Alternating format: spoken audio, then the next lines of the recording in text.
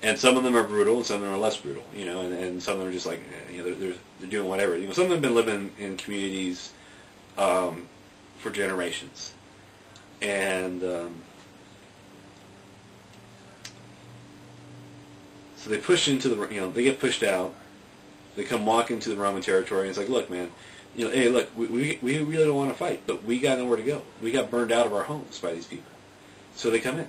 And the Romans try to like, okay, they try to accommodate. Well, they did it poorly, and they ended up killing a lot of people, and they really alienated a lot of people. And that's why they rose up and took over the Romans. And it's like, well, wait, why did they do that? Well, they were there to be taken care of. Like, well, because they had nothing.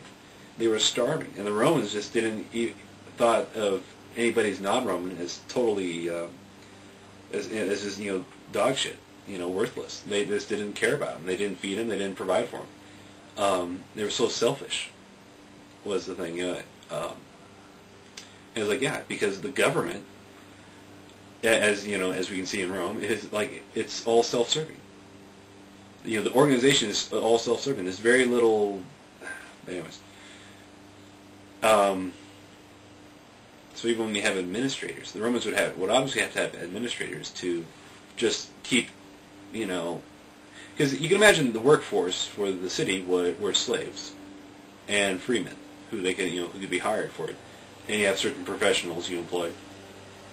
So how do you keep the city clean? Well, you send out the slaves, and you need somebody, the slave master, to keep charge of the slaves and make sure that they do it and they're at a task. Okay, well somebody has to pay for that guy, so you have to have finance, and that's also like finance is part of where tax collectors and stuff like that come in. So you're going to have all these sophisticated people. People know their math. People know just how to maintain order. In your community, and those guys could be seen as potential leadership because because they're educated, they know how to lead, and that's part of it. They know how to manage and organize and lead men. So all those sorts of people in your community could stand up to these dirty foreign barbarian invaders who ride in on horseback and just skewer anybody who looks at them wrong. And that's the other thing, that you just basically run away from these guys whenever they came through town. Because you never knew if they would just kill people on a whim. And it was because they could. So they come through and they burn through, they burn all these Roman cities. And it's, with Attila, that was such a case that he burned cities, left and right, major cities, and killed a lot of people. People who aren't killed are displaced. So where do they got to go? Burden for the rest of the population. And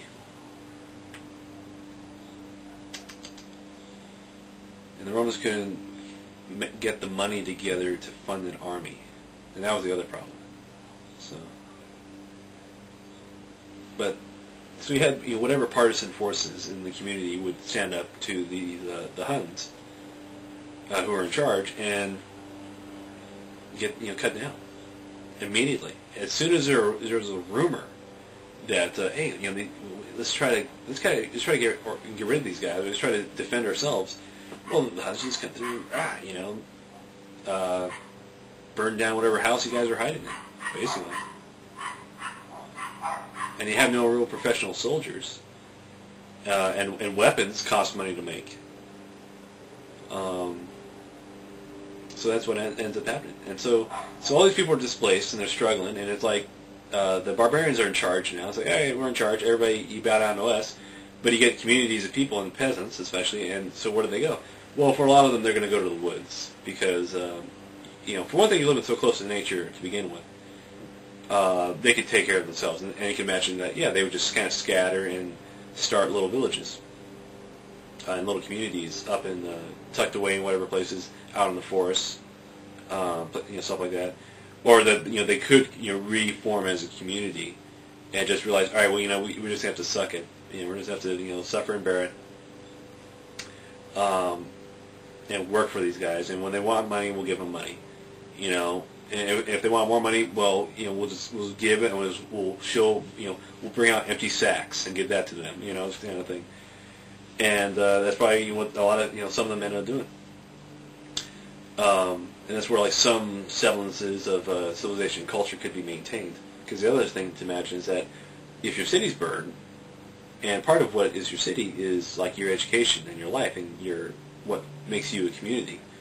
So these people are speaking Italian, but there are local dialects, and especially community dialects. And there's a dialect because it's related to the master language now. The people in charge who say like, well, we speak this way, and like, well, we speak Italian, and it's like, or we speak Latin, and it's like, okay, so why?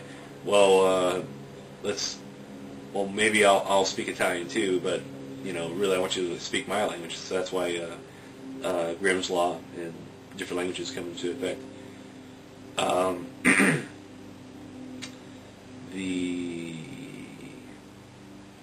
The guys in charge, they're trying to keep everybody in line, and they're having a hard time doing it. But one of the things they realize is that, well, wherever there's a church, the people are a bit more calm.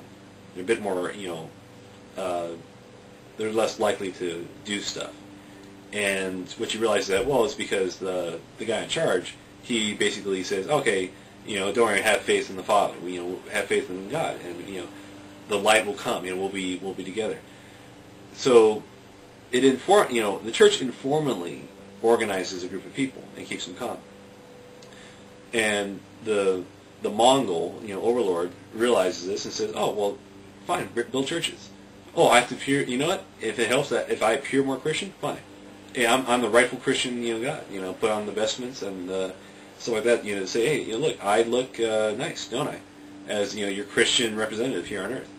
And the people are finally like, well, there's some idiots who will, will accept it, and then there's just some people who would be like, but over time, if every king says, well, I'm the rightful Christian heir, we just, finally, fine, you are.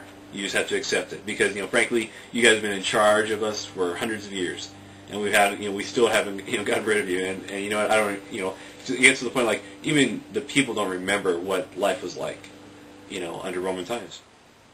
So you could always imagine, like, well, it's a Camelot, it's a fairy tale, and it's a Noah's flood as well, because imagine, well, what happens in Noah's flood? Well, all of civilization is gone; it has to be restarted, and you have memories of the old civilization, and so you're going to try to recreate that, part of it, partly too. So that's why the communities, they have some organization, but if every intelligent person in your community is killed repeatedly, as soon as they get enough gumption together to say, well, we need to change something, we need something differently. And that's the other thing that you couldn't talk back to the leadership. They made that law very important too. And that basically is, if you tried to mouth off, you're killed right away. So, and just generations of people are held to that